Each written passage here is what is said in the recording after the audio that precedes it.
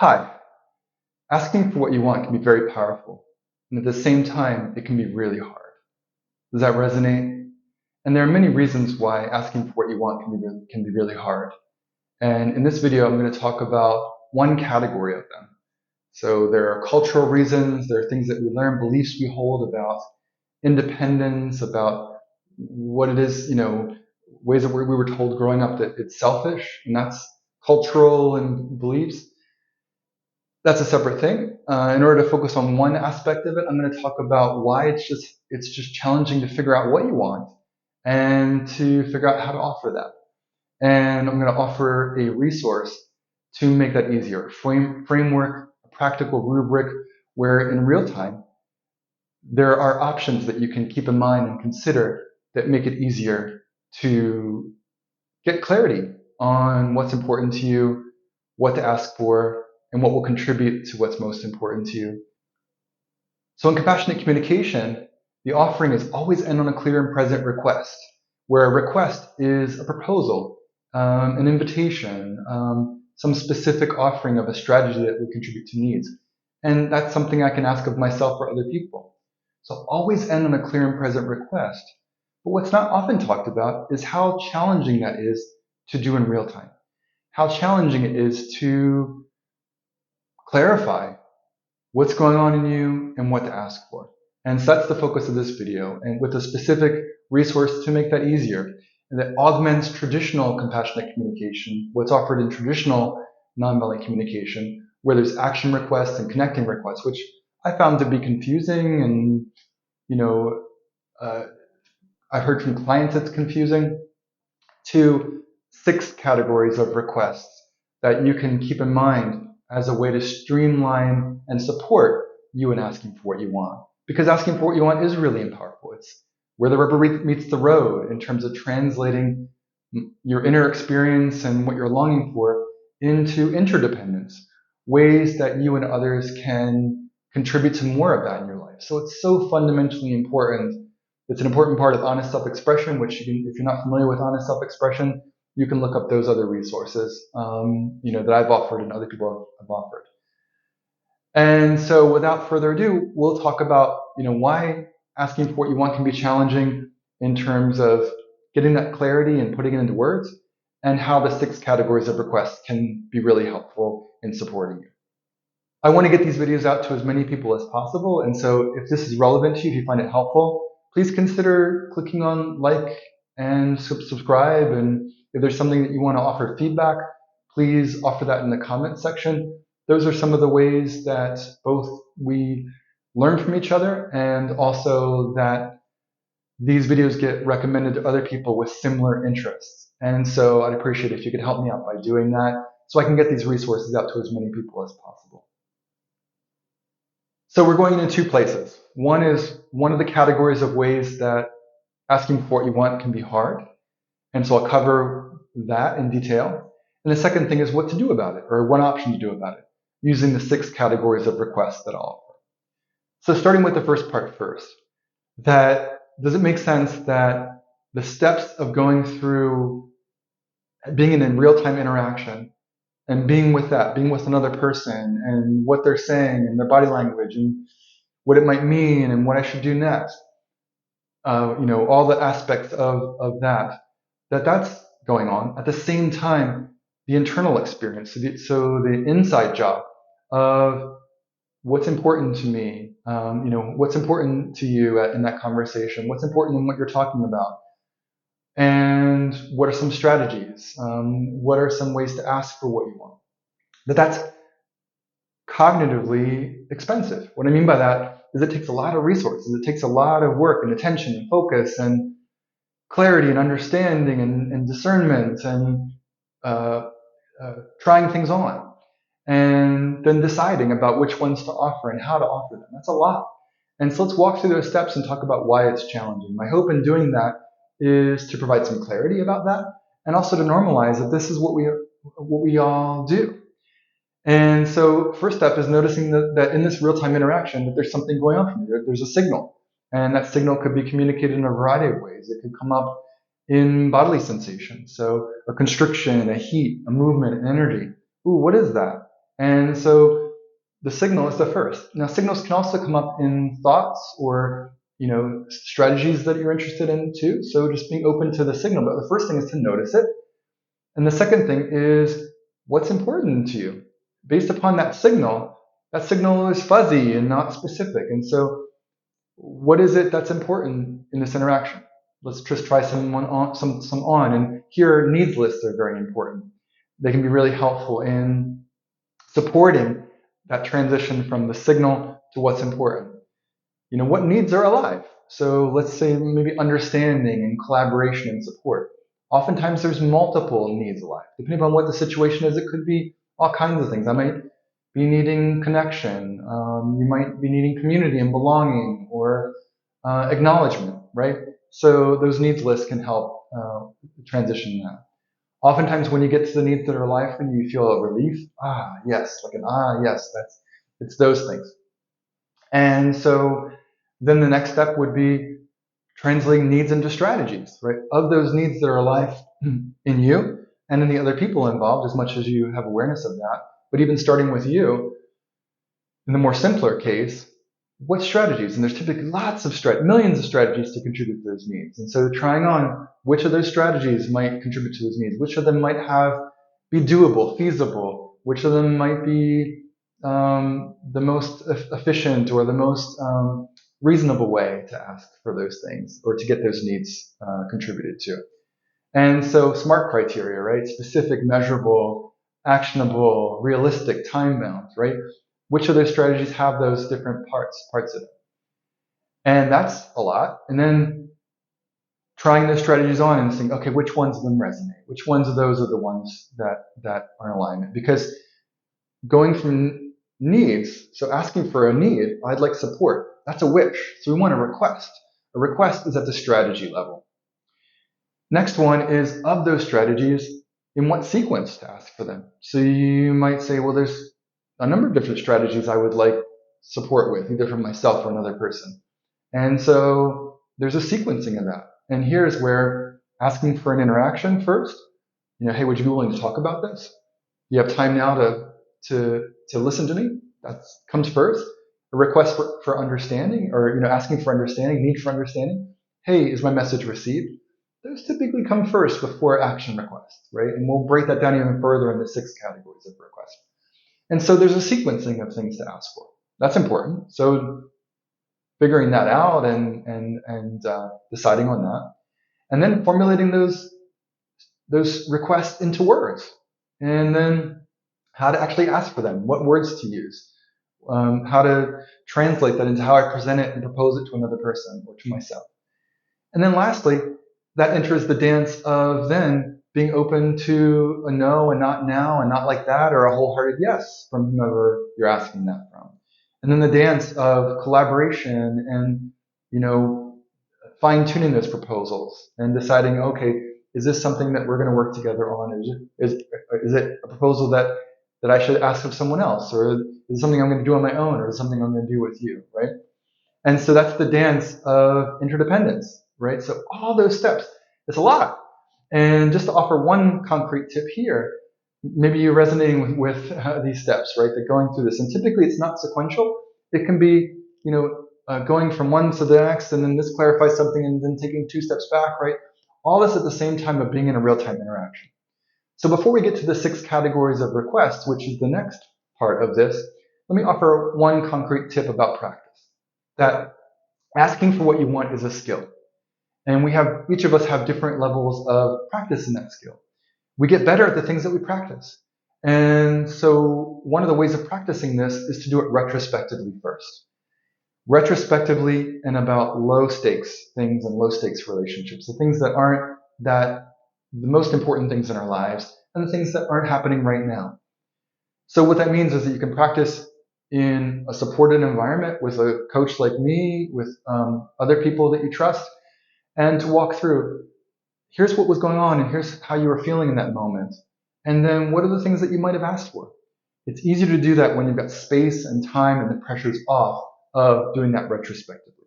So hopefully that tip is helpful. And my proposal to you is, or my experience is that the more you do this, the more those different sequential steps, those different steps will get chunked down, and you'll get, much like any other, playing a musical instrument, or some sort of other trade, some sort of skilled trade, swimming or other physical activities.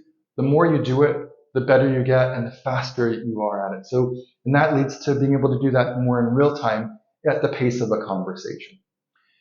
And there's also in the pace of a conversation, when you need time, to be able to ask for that. That's a request, to say, hey, I need some time to think about this, and to, so letting the other person know collaboratively about what's going on in the conversation. So those are some tips. So now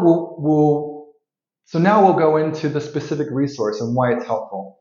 6 categories of requests, moving from connecting requests and action requests that you might find in some of the core compassionate communication resources and materials, nonviolent communication books, workshops that you go to. What I offer now is that there are 6 that I found to be useful in my own life, and that clients and workshop attendees have told me that are helpful.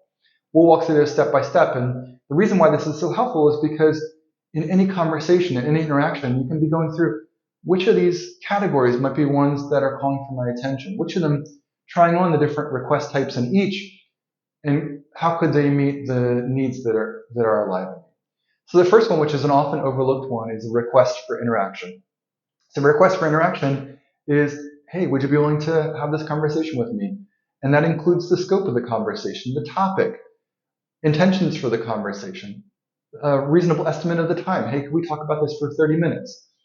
Would you be open to making a decision? What's the scope in terms of, is it just to get to understanding, or are we making a decision about it? That's all part of request for interaction, right? We have consent and clarity from the outset by offering a request for interaction. And that typically comes first. The second one is a request for understanding. And a tip here, request for understanding is, would you be willing to let me know that my message is received? And a tip here is that often, if you don't know what to ask for and you're in the interaction, offer a request for interaction. Hey, I've just said a lot that's important to me. Would you let me know that you heard me by saying back what you think the main things are that are important to me? Right? That's a conversational style request for understanding. As a fallback, when you don't know what to ask for, request for understanding is a great one, because we want to make sure to avoid misunderstandings. We want to make sure that the message is received. We want to make sure that we catch any things that are beyond, or interpretations of what you're offering, that we catch those, and hey, can I have an opportunity to clarify that? When someone offers a response to a request for understanding, of course, it's helpful for them to end in a request. Is there more that you'd like me to know, or that you'd like to clarify, right? So that I have an opportunity, so you have an opportunity to clarify and add to get to that understanding. So request for understanding. And typically that's relevant most of the time. A request for information. So there are things that the other person knows that you don't have access to. Their inner experience, some resources that they went to. Hey, would you be willing to let me know what was going on for you when you made that decision? And I talk a lot in these resources about the myth of motive, how in some of our relationships we think, oh, I know you. I know why you did that. And that's a myth, right? We never know what's going on for another person unless we ask them. So a request for information is one way to get to their inner experience. Would you let me know what you considered when you made that decision? Would you let me know what you were thinking when you sent that email? Or it could be something that's not part of their inner experience, just something that they had access to that I'd like to benefit from. Hey, would you let me know a quick summary of what you heard in that seminar that you attended but I didn't? Request for information. Asking the other person for information that they have that would be helpful to know. Request for feedback. Would you let me know what it's like for you to hear me say this? It's and asking for a specific type of information about how are we doing right now? What is this like for you? How is this landing for you? Those are requests for feedback. Feedback is feedback about what the other person's experience is in this experience that the two of you are co-creating. Okay? What's this like for you? Feedback. And feedback can also be, is this in alignment with your intentions for this conversation? Feedback about that relational level, about how the interaction is going. The next one is a request for brainstorming. This one's an important one because Sometimes I don't know what to do about this. I don't know what strategies would work for your needs and my needs. And so requests for brainstorming, you can offer that through, would you be willing to explore for 5 minutes what our options are for how we might respond to this? Hey, this would be helpful to do collaboratively. I benefit from your suggestions. Would you be willing to, anything's on the table, just whiteboarding some solutions, some potential options for how we might approach this. It might sound like, hey, this is really hard. This sounds like it's really tricky. It would benefit from both of our sets of experiences. Would you be willing to take 30 minutes and we just talk about some strategies that might be possible? Where a strategy, it specifically is a specific way to meet needs, right? So that's a definition of a strategy in this context. So strategies have person, location, activity, time, object. Those are strategies. Needs are universal human needs about ways when they get met that make life enlivening for us. They're things that we share. They're things that when we contribute to it, it feels good. They're things that make relationships enlivening as well. They're relational needs. So request for brainstorming is a powerful option to bring into the mix when I don't know what strategies there might be, and I want to invite the other person into doing that together. The last one is a request for action. Would you be willing to take out the garbage? Would you be willing to empty the dishwasher? Would you be, and obviously just a fine point here is that some of these other categories, they have actions in them. This is the one that are actions about, changing something, doing something, that aren't requests for a conversation, that aren't a request for an interaction or information or feedback. Obviously, speaking is an action. A request for brainstorming, a brainstorming is an action. This is all the other actions, like, hey, would you be willing to tidy up this section of the living room while I clean the bathroom, right? It's a request for action like that. And so why is this helpful? By keeping these 6 categories of requests in mind, it can be something that's there in the background, something that's a helpful support. It's definitely helpful for me. Hey, if my needs that are alive for me are understanding, collaboration, and support in this, in this situation, well, maybe starting with a request for an interaction, to put some time bound and let the other person know what I want to be heard about. Request for understanding. Would you say back to me what you heard me say? And then going into some other ways, some other brainstorming and actions potentially, some feedback about how we do this together. And so it helps lighten the cognitive load. It helps lighten the different steps and the energy and resources it takes to do them by providing a specific rubric of trying on different requests in each of those different categories. So I invite you to give it a try. I invite you to look at this resource and try and see if it fits with your experience, see how it might be relevant, and to give it a try. Again, retrospective practice is a good place to start. What these 6 categories of requests, how might I have asked, how might have been relevant and helpful in that conversation yesterday?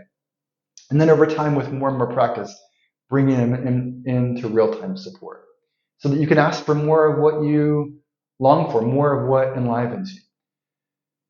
You can develop more interdependence and collaboration with the others in your life based upon what's really most important to you.